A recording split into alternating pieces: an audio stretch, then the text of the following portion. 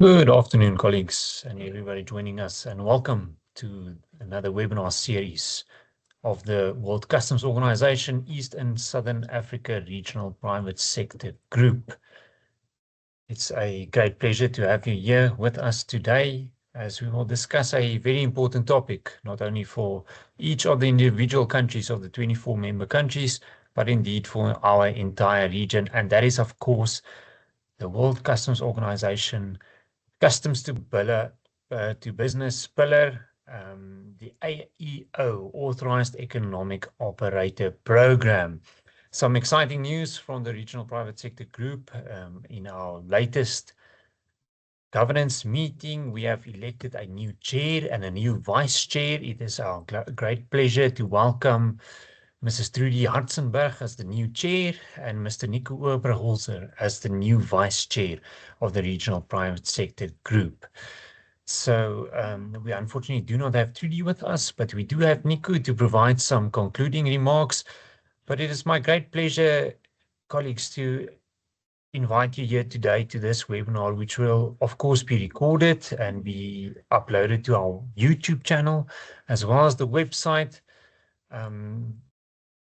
But it is a pleasure to have you here live with us.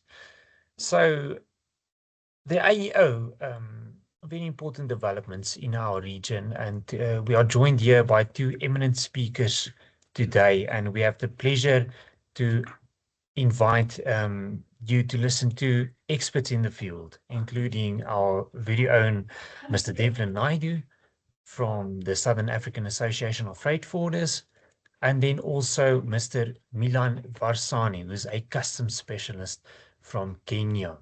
So, colleagues, we do encourage you to pose your questions in the meeting chat. But without further ado, I would like to hand over to the first speaker, which is Devlin Naidu. Devlin, welcome, and it's a pleasure listening to you. It's all yours, Devlin. Take it away. Thank you. Thank you very much, Dr. van Rensburg, for the kind words and the warm introduction. I look forward to presenting to our esteemed partners online, and I'm happy also to take questions should time permit in respect of the presentation. So mine's today is a very nuanced presentation, specifically looking at a strategic review of the authorized economic operator landscape in the East and Southern African region. Now, I think let me just disclaim up front that yes, we are using the term authorized economic operator, but when we review the latest compendium, there are jurisdictions that refer to it as trusted trader or preferred trader, but ultimately coming under the ambit of the Authorized Economic Operator Program. To set the scene for our discussion today, I think it would be prudent for us just to take a moment to pause and reflect as the private sector consultative group and as one of the participants, ask ourselves a question, looking inward when we do a little bit of introspection in respect of the jurisdiction that we find ourselves in, specifically the customs administration and the relationship which Dr. van Rensburg, you eloquently put forward in the introductory remarks, where you referred to the customs to business pillar. It's a unique and invaluable opportunity that the World Customs Organization has afforded the business community to engage with purpose in shaping the reality of the program, ultimately as operators within the supply chain responsible for safe, secure, and compliant trade. It's definitely a shared responsibility. And on that note of it being a shared responsibility, I think, if we just ponder on this quote by Anna Lind, that regional exchange can be a source of growth and development and of enhancing good governance. And I think that is what we're about, working very closely as the PSCG with ROCB to enhance good governance and to foster growth and development. Okay, so I mean, an iconic leader, and I know we have three types of communication styles: visual, audio, and kinesthetic. But I mean, if you're looking at the visual here, is one of our great leaders that we often refer to as the father of our nation, of democratic South Africa in respect of building a new reality. And I think this finds resonance with the region. Yes, it's diverse jurisdictive requirements in terms of the regulatory framework and policies, but there's a unifying factor, and that's the region. We're all part of the East and Southern African region, and we want to ask ourselves a question. So even wherever we are, if we're not driving and it's safe to do so, if we close our eyes and we picture the ideal state, the as is or the needs to be state for the Authorized Economic Operator program, and together we can turn that vision into a reality, because we have a view, or we have a picture of where we want to be as a region in respect to the program. And then the how then becomes that much easier, because we know what we're working toward, we know where we're going.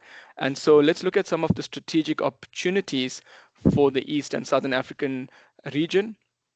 So I think, this may be viewed as aspirational, but with the right effort and the right amount of cooperation and regional integration, we can achieve it. Again, being mindful of the picture, or being reminded that it always seems impossible until it's done. So ideally, we would like to establish a pan-regional AEO framework, and that again will take collective effort with the customs administrations in the respective jurisdictions, as well as the PSCG.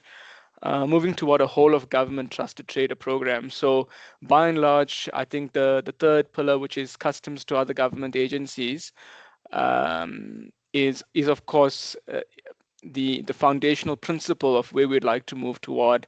And also ensure that in the respective jurisdictions, it's not just customs administrations that are recognized under the MRA, but we could have, again, under the pan-regional AEO framework, recognition for our other government regulatory authorities, which I'm sure you would agree, without being presumptuous, that seems to be more of where we find challenges comparatively to customs administrations and the regulatory processes associated therewith. So in terms of digitalization, I think, again, across all government agencies, and also the sharing of data, we do understand and respect the sovereignty of nations, and again, the discretion of every customs administration. But I think when we're able to share data, it just helps to enforce more efficiently. It helps to improve risk management. And so, we'd look at corridor-specific AEO benefits, corridors that find itself in our region, also supporting small, medium, micro enterprises and informal traders.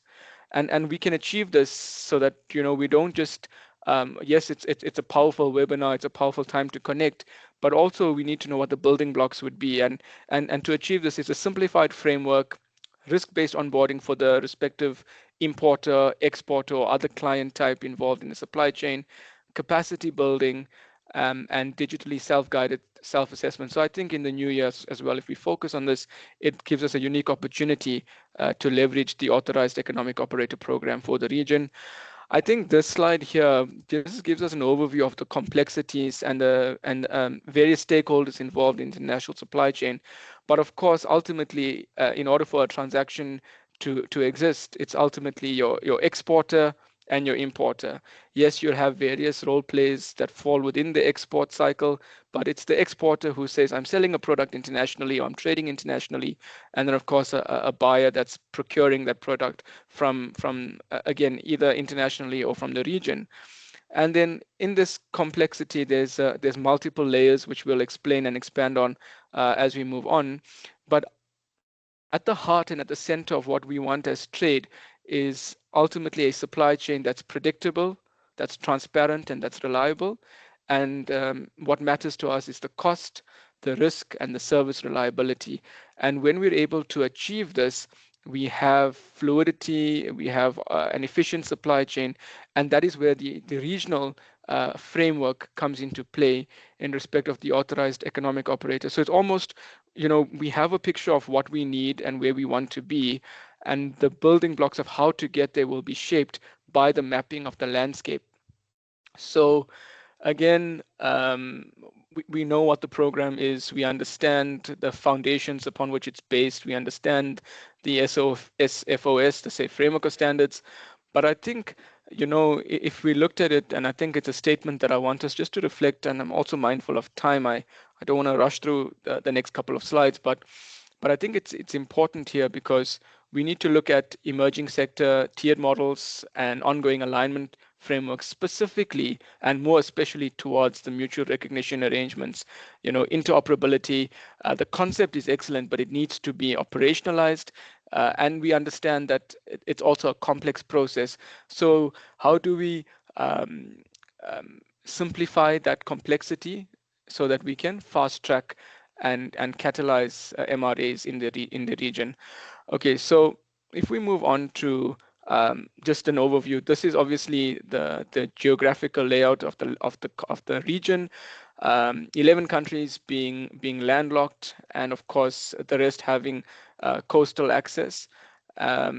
And then looking at, and I think again as a PSEG, we can always engage our respective jurisdictions that aren't part of the ROCB, encouraging them as well to join, because it's a fostered effort. There is a legal framework and governance that enables collaboration with the private sector consultative group and the ROCB. So I think it's important for us to leverage this unique opportunity and be a standout region amongst the world regions. Having said that, again, just giving you an overview, it's available on the WCO website as well, a compendium, countries with established AEO programs, and looking at, the model countries, if you will, and that's where the upcoming countries or jurisdictions can draw best practices from, can draw lessons learned from. And I think, one of Africa's strongest is Kenya, and I mean, again, this is just to validate that this information is again referenced from the WCO. So I think, having said that, this is a recognition from the WCO. We understand that the AU Agenda 2063 creates a largest common market under the African Continental Free Trade Area Agreement. But in order to enjoy the maximum benefit and to ensure that we achieve the objectives, is I think the AEO again would be a phenomenal vehicle.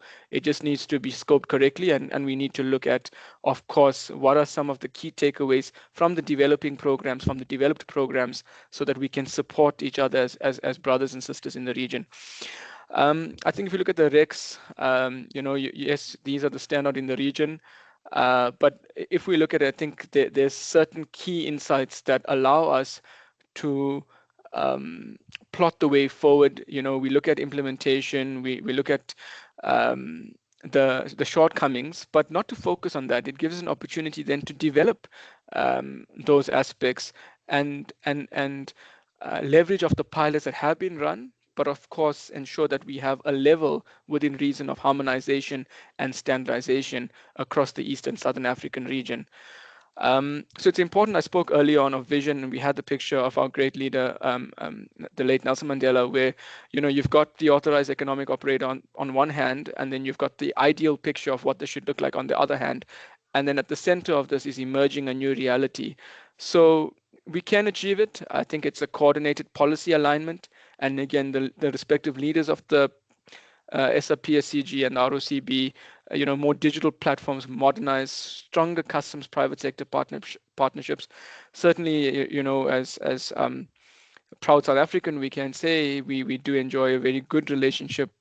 This SARS as an administration does align very closely, and I'm sure other administrations in the region as well, to the WCO Customs to Business Partnership Guidelines document or framework released in 2018. And then, of course, we need a unified regional leadership. And I think if we have these foundational blocks in place, we can then enjoy a digitally connected, risk-based, regionally harmonized AEO ecosystem, where you've got a safe, secure, compliant trading environment, and that enables a seamless movement of goods in the region. That would obviously put our region in a different space in respect of competitiveness, in respect of being one of the benchmarks for other regions to look to. And I think if we take this pride in our hearts that we want to create this for the region, it will definitely add purpose and value to our calling in respect of developing trade facilitation, not just in the country, but of course in the region as well. So Again, strong regulatory anchors, aligning with the Article 7.7 of the WTO TFA for authorized operators.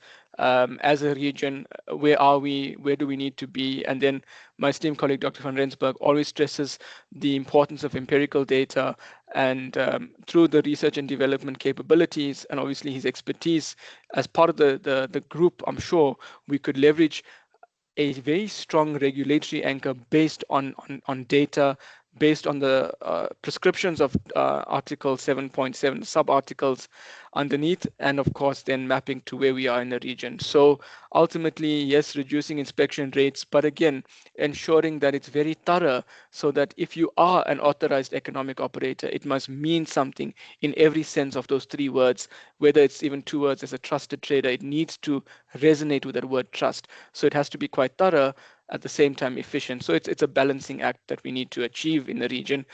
And of course, we understand the plethora of benefits that come with the AEO status for a specific client type.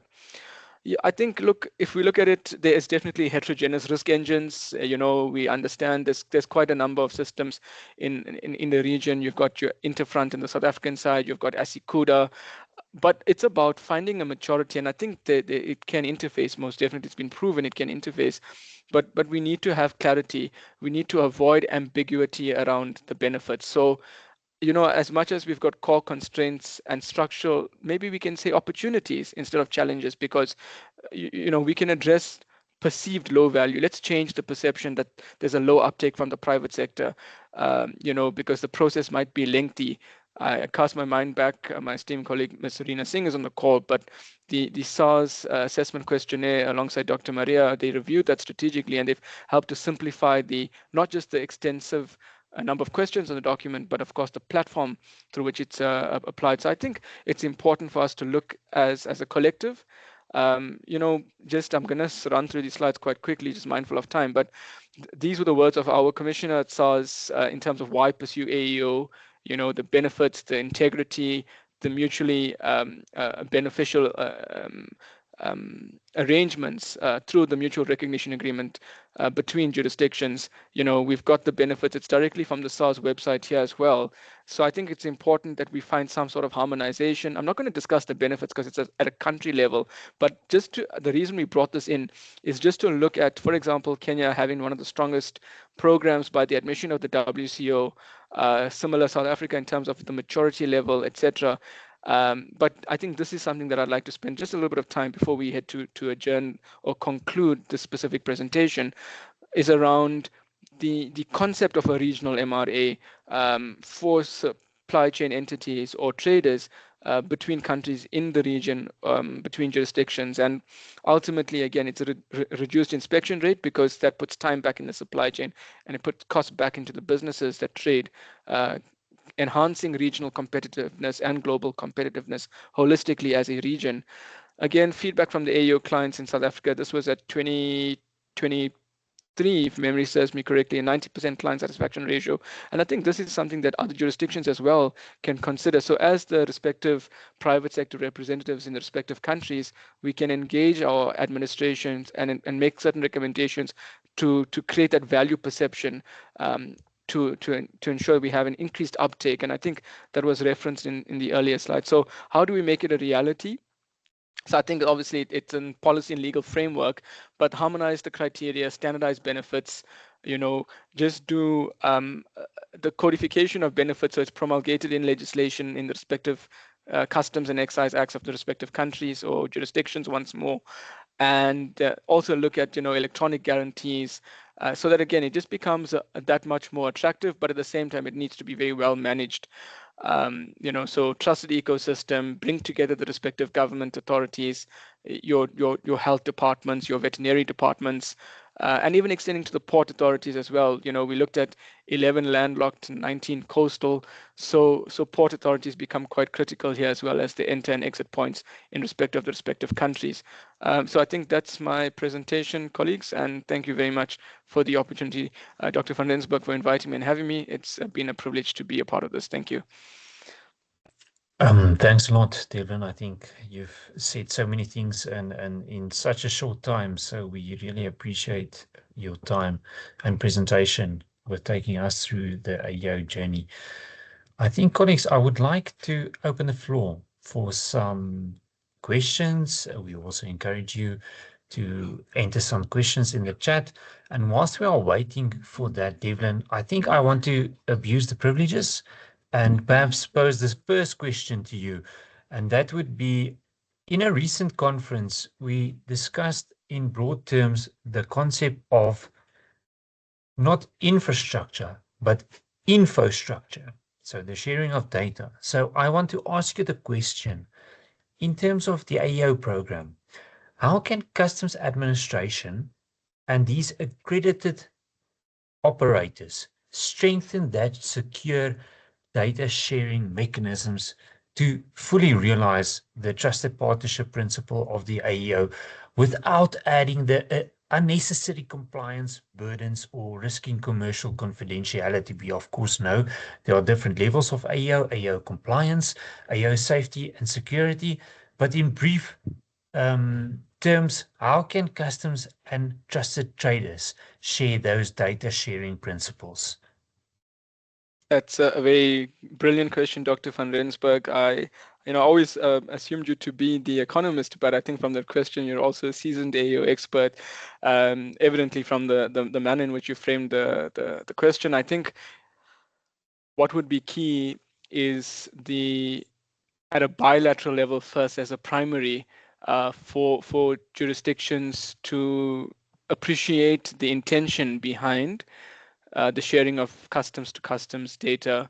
As you rightfully mentioned, it does become quite complex, especially where there is a substantial amount of confidential data, proprietary data, and trade data that could, if again accessed incorrectly or used for the incorrect purposes other than for risk management, be quite detrimental to trade security, as well as to the commercial realities of a respective trader. So I think first it's about getting a foundational policy framework that clarifies the purpose for the sharing of data, which should be around risk management exclusively.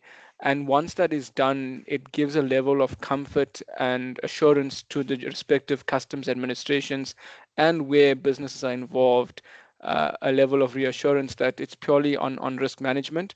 And I think, again, very strict governance protocols and frameworks, specifically in respect of policy between the respective customs administrations. As mentioned, I think it would be best to start at a bilateral level and pilot. I think, again, proof of concept, pilot, get some results, understand the lessons learned, as opposed to a full-on introduction with limited consultation. I think what we found in South Africa, most certainly, and perhaps also across the region, if I'm not speaking on behalf of other representatives, is that the level of distrust seems to be quite apparent between business and customs in respect of why are we opening up, or why are we sharing the level of data with you? What is the intention behind it? So I think if we can do a root cause analysis as to the trust deficit, we'd be able to bridge that gap. And I think to make this a reality, to ensure efficient risk management, it's just about clarifying, bringing all of government on board, because there could be some commodities, again, that are regulated by other agencies, getting everyone around the table to a common platform and a common understanding, setting a policy framework that will guide implementation, and then starting off in the stages of let's pilot this first, let's get the lessons learned so that we see an increase in the uptake, because participation is key. But ultimately, again, it has to be collaboration and cooperation and a mutual understanding. And I think, we as a PSCG should leverage that word mutual. It has to be agreed upon by both jurisdictions. And I think it can be one of the precursors to the MRAs as well. I'll pause here. Thank you, Doctor. Thanks a lot, Devlin. I think I really want to emphasize and underline what you said in terms of collaboration and partnership is key, because I think that's exactly that, and it speaks to the framework created by the World Customs Organization with SAINT. It's truly a customs to business partnership. Colleagues, just a quick note in terms of our second speaker. It seems that there are some technical issues with connecting him. So Devlin, I want to indulge in your time some further, and we've got a couple of questions on the floor. We've got our brother Washington from Zimbabwe, and also another colleague, Mr. Joseph Muzariri from Zimbabwe as well, asking some questions. So, Washington, I would like to hand over to you first, and then we'll get as well the views of Joseph. Thank you very much, Washington. Over to you. Thank you very much, moderate. I just wanted to find out maybe from maybe just to check on the requirements for one to be an AEO. Maybe just to get what colleagues in South Africa are doing. Pertaining, when you look at the breadth of the companies which are found in an economy, there are those listed companies, for example, and also there are some companies, private companies, and also there are some small players within a particular economy. So in terms of requirements, what has been your maybe to check your experience that should it be a one size fits all in terms of qualifying a company to be a trusted trader or an AEO, comparing the size of and complexity of organization. When I look at it, maybe a company listed on a stock exchange, and also maybe an upcoming company, and the requirements made for those small players can be quite onerous. So I just wanted maybe to get a picture of what has been your experience in South Africa. I submit, moderate. Thank you. Thank you very much, Washington. Some pertinent questions. Devlin, would you like to take it further? I think some very key insights there from Zimbabwe's perspective. Thank you. Most certainly, Dr. Van Rensburg. Most certainly, Dr. Van Rensburg. I think excellent question, Mr. Dube. Definitely, what we're seeing is from a South African perspective, and perhaps it's something that can be then engaged with ZIMRA, as a member of the PSCG, when in consultation with the Zimbabwean Revenue Authority.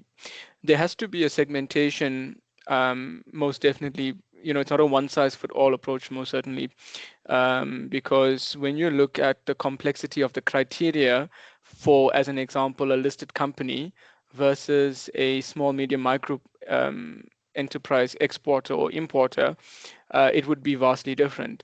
The large enterprise obviously has not just increased volume, but a more complex system or operational model or business model, comparatively so to the small, medium, micro enterprise. So I think this is where, as a unique opportunity again for business or private sector to sit down with the customs administration in the respective jurisdiction and share the realities of the supply chain, the insights.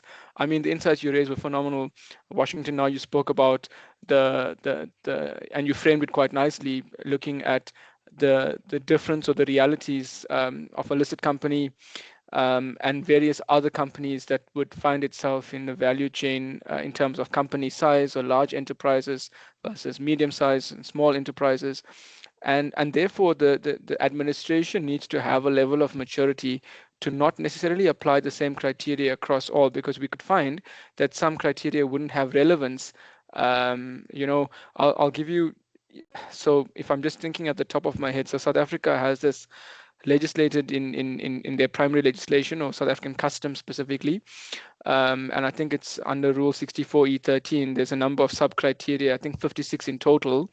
And for example, they might say you require an IT system that supports the recording of financial data, and then goes on with very specific or prescribes specifications that would not necessarily be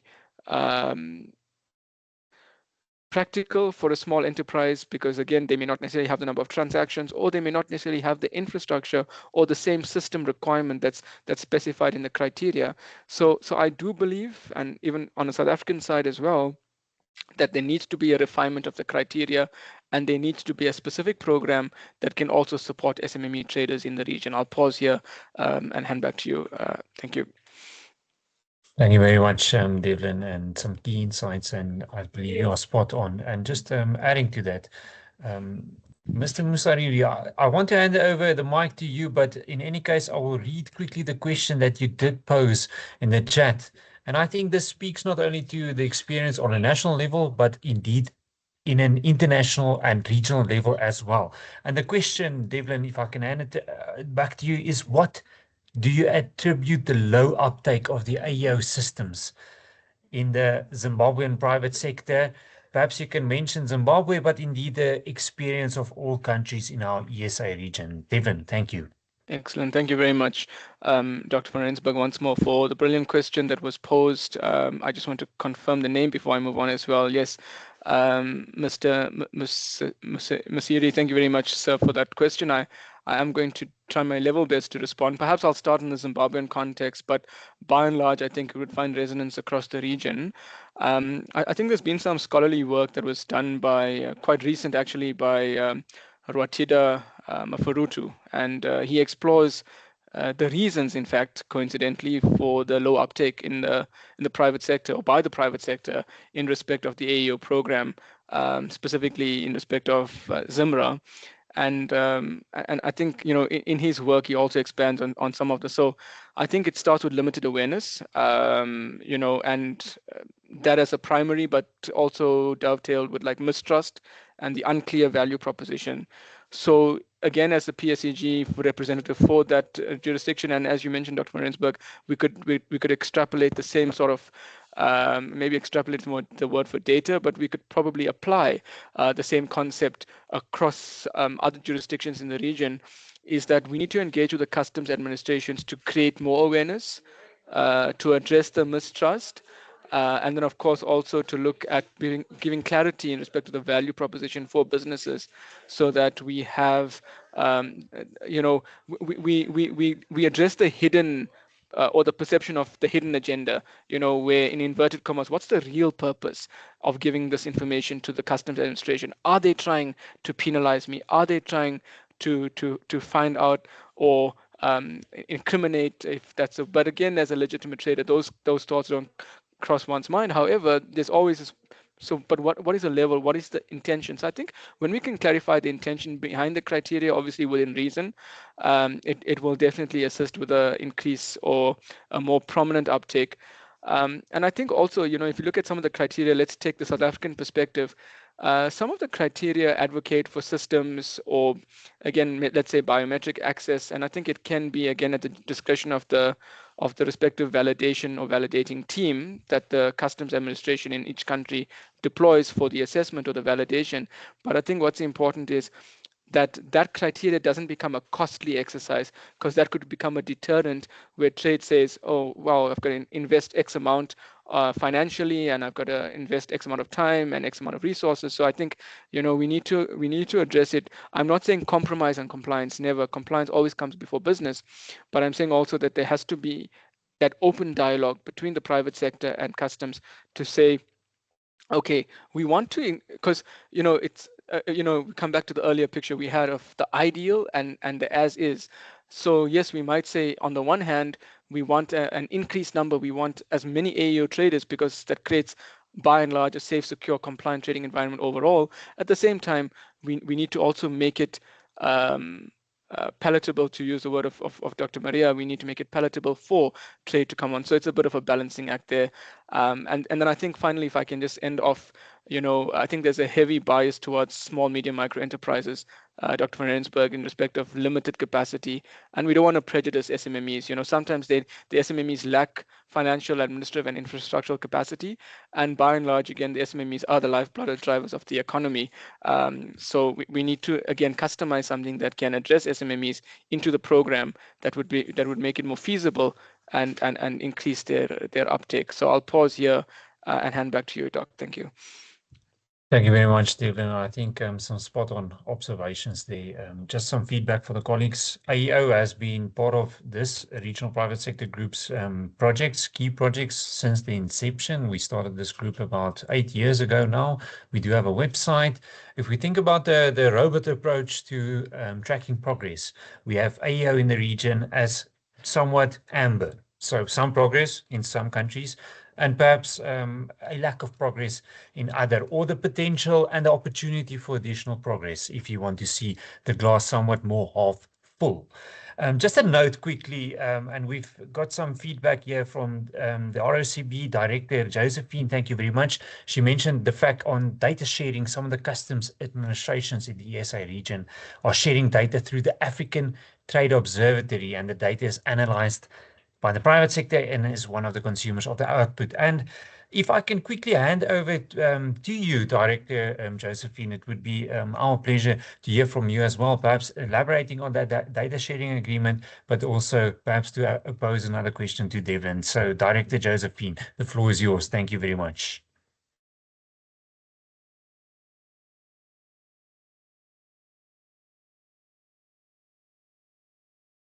Director, we can see you, but not hear you. Perhaps you are still on mute.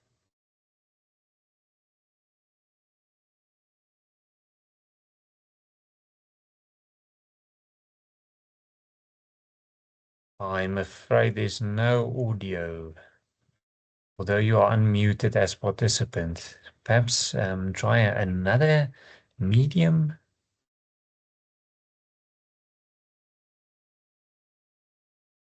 Perhaps, sorry, Doc, if I can ask, perhaps maybe which can possibly work if if director can perhaps maybe leave and join the call again. Sometimes that does assist as well. Whilst we get that sorted out, Devlin, I do want to hand over to our esteemed colleague from Mozambique, Mr. Fernandez. I did see your hand up earlier. Perhaps you can take the floor and give us your insights from a Mozambican and also for FASA perspective. Desi, over to you. Thank you. Good afternoon to all. Sorry for the little noise in the background, the wind.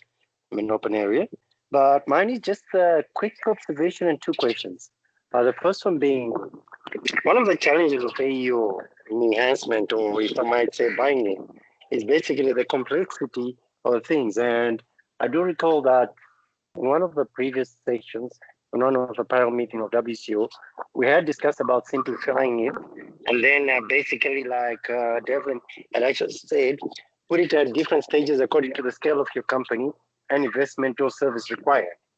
Now, how far has that come into play at the moment? Because until we get that running, it's going to be a challenge for you to ask an SME to fill in all the blank spaces in the application sheet when some of the services are mentioning that he has no activity involvement in that. That's the first question. Now, the second question, given the example of the ESA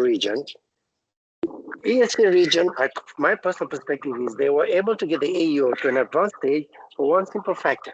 They have a regional customs union, they have a digitalized window platform, so that already resolves part of the problems and challenges and mistrust which exist in the SADC region. Now, when, if ever, are we going to get on minimum the customs to customs interconnectivity, data exchange, and secondly, other government agencies under single window concept? If you check in the SADC region, I think we only have 1 or 2 countries which have a fully integrated single window concept. And that actually becomes a bigger challenge because you cannot have an AEO program when at certain period in time, you have interventions of other government agencies, and those other government agencies are not linked to the digital window, are not directly linked to the risk assessment factor and everything. So whatever gains you have by being an AEO, at the end of the day, you then becomes counterproductive in the sense that you go back to stage 0. So that is my second question. Rest there, thanks. Thank you very much, Desi. Those are pertinent questions, and I think it speaks to the data sharing, the single window, and also this concept of infrastructure. And I think it's very key. Devlin, I hand over the mic to you. Thank you very much.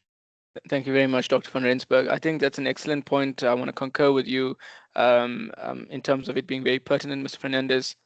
You've given us two very real assessments of the current situation, and perhaps then, you know, we framed it as a challenge, but perhaps it can be an opportunity as the respective PSCG or even as a collective to highlight at a regional level through the ROCB to Director's Office as well, where specifically on the government agency side, the progress that you achieve is short-lived when you then have to still manually engage with the government, the regulatory authority, or other government agency outside the single, or again, even though you have the single window technology in about 2 countries or so, it has to be extended through the region, so that again, we've got probably again as a region, comparatively to the rest of the world, significant progress.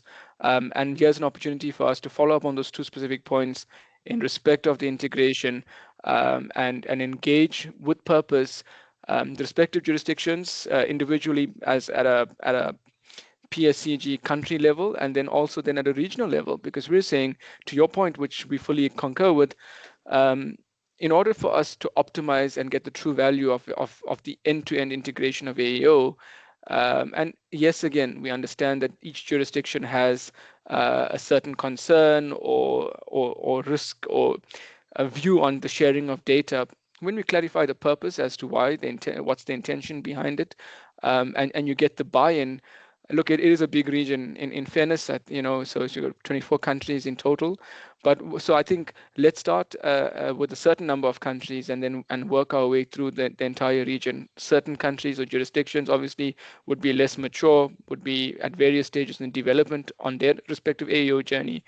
But I think the website Dr. van Rensburg has got on screen as well, it's quite telling. It gives us a very nice picture.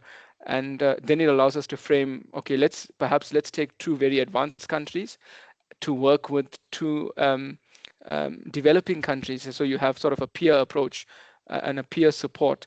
And I think then it's a unique opportunity and moment for the region to work collectively with ROCB to make this a reality. I'm going to pause here and hand over back to moderator. I note the director's hand as well. Thank you. Thank you very much, Devlin, and thank you for those key points in terms of your feedback, perfectly framed, and I do agree with you wholeheartedly. I do have on the screen there just some snippets from our website. Have a look in that, and please, I encourage participation. Reach out to the team, to Tyrone. We are busy updating that at all times, and want to get your views in terms of your perspective from your regional country. Director Josephine, I hand over to you. I hope your mic is working. Thank you very much.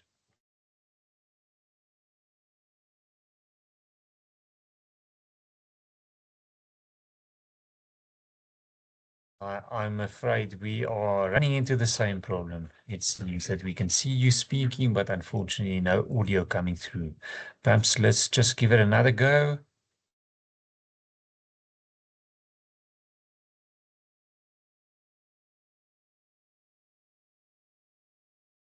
Colleagues, I'm afraid no luck in terms of hearing from the director. I do apologize on the technical side. Colleagues, we still have some time, but unfortunately we have received no confirmation from our second speaker, so he will not be joining, but I want to hand over to the ROCB. Dolan, please go ahead. Thank you.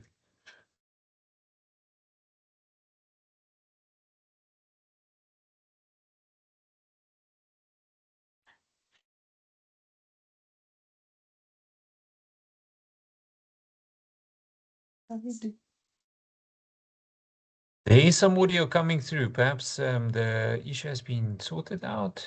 Yes, sorry Thank you, for Director. that. Thank you. So sorry for that technical itch. Technology sometimes fails. So what I was saying is I like the idea of customs to private sector engagement, and this is very welcome. As ROCB, we exist to build capacity both in customs administrations and also the private sector. So we will be collecting training needs within the area, within the ESA region. So kindly, we would like to support in this area by organizing customs to train the private sector on matters AEO. So kindly let us work together in this area. Thank you. Thank you very much, Director, and fully supported from the Regional Private Sector Group. I think this is exactly what we need, is that capacity building, because the maturity of both the national programs and the regional programs will not take precedence over our normal day-to-day business if we do not work together and collaborate on that front. Colleagues, I do not want to hold our key speaker, Mr. Devlin Naidu, hostage for too long. So if there are no further questions, and I do not see any hands, I would like to hand over to our Vice Chair, Mr. Nico Oberholzer from Namibia, to perhaps summarize for us and just mention some concluding thoughts. And then before I do that, just a last note from our side here, the Regional Private Sector Group, is that we have another webinar upcoming next week after our governance meeting on some of the logistics issues and perhaps some practical matters in the region. So do stay tuned and join us for that. So, Mr. Nico Oberholzer, I hand over to you for concluding remarks in summarizing this webinar on AEO. Thank you very much for joining us. Thank you.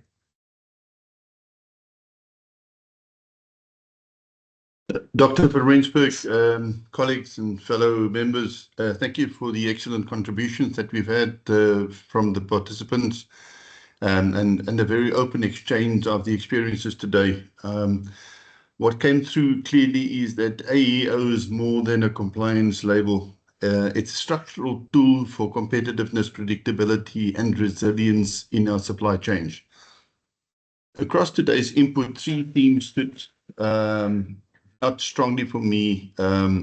I think it's a mutual recognition, the digital integration, and the whole of the border collaboration theme.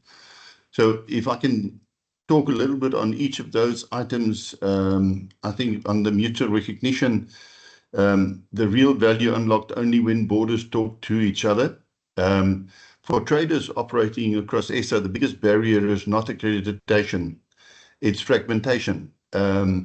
AEO benefits lose impact when other borders applies a different risk approach, different validation depth, and different benefit packages. Mutual recognition arrangements are therefore not a nice extra. They are essential if AEO is to deliver concrete business value. So from the private sector perspective, MRA should mean predictability of treatment at every border, not only the home country. Reduced inspections, fewer stops, faster clearance, consistency in documentation and security expectations, and real savings in time, cost, and operational risk. So several ESA countries are already developing bilateral and multilateral MRAs. Our message as the Regional Private Sector Group must be clear: accelerate these arrangements, simplify the conditions, and ensure that benefits are measurable and enforceable. I think that's critical. The second issue, when we talk about digital integration, we will touch briefly on the single window, because I think that will be the glue that hold the Authorised Economic Operators together. The AEO cannot reach its full potential in an environment where each agency, customs, port authorities, standard bodies, phytosanitary, immigration, has its own system, its own queue, and its own risk lens. AEO is fundamentally a trusted trader model, and I think that was how it started initially and referred to by Devlin so eloquently in his presentation as well. Trust only works when every cross-border agency recognizes the accredited trader in the same way. And that will require a single window platform that integrates AEO status across all agencies, a shared risk engine that automatically downgrade risk for accredited operators, harmonized data requirements to the same information is not submitted 6 to 7 times, and real-time interoperability between custom systems in the region. And I think that's all the issues that were mentioned by Devlin as well in his presentation. When all CBAs recognize AEO status digitally, not manually, facilitation becomes automatic and not discretionary. And I think that is where the region still has the largest opportunity. When we talk about whole of the trader, whole of the border approach, customs cannot deliver AEO alone. Even the best designed AE program fails if the veterinary officer insists on 100% check, or the port gate applies different protocols, or the standard authority requires manual paperwork. So it's a whole of the border alignment that we must look at. And in my view, it means that joint training of agencies on AEO principles. And I think our colleague from the ROCB, Doylan, referred to their work of development.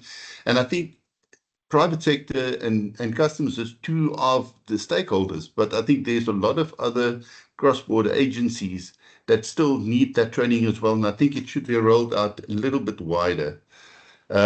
Shared validation awareness, aligned inspection regimes, and joint KPIs that measure border performance as a collective system, not in isolated units. I think that is what's happening at the moment very effectively, and I'm very pleased about that. So as private sector in its role to keep pushing this message, AEO success is measured at the border, not in the policy document, and that is a crucial factor. So before I close out, let me touch briefly on Namibia, because that's who I represent at the moment. Namibia, like several other ESA members, is building the foundation of a modern AEO ecosystem. But even in this early stage, the message from operators is consistent with the regional trend. AEO values increases only when integration increases across agencies and across borders. That is a shared regional truth in my view. So what is the role of the regional private sector group going forward? I would think as a regional private sector group members representing businesses in the real corridors, our responsibility should be clear. We should champion MRAs because regional trade needs harmonized recognition, advocate for single windows that integrate AEOs across all cross-border agencies, not only customs. Let us provide evidence from our operations showing where authorized economic operations reduces risk, saves time, and improves reliability. We need to share that and remain a strong, unified private sector voice, pushing for simplification, digitalization, and trust-based facilitation. In closing, I want to thank each and every one of you for the honest reflections shared today. Every insight, whether success or challenge, strengthens the credibility that influence all of this group.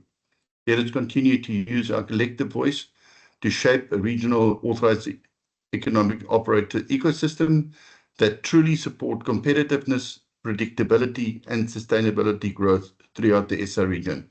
Thank you, and I look forward to your continued collaboration. Thank you, Dr. van Rensburg. Thank you so much. Expertly summarized there, Mr. Oberholzer.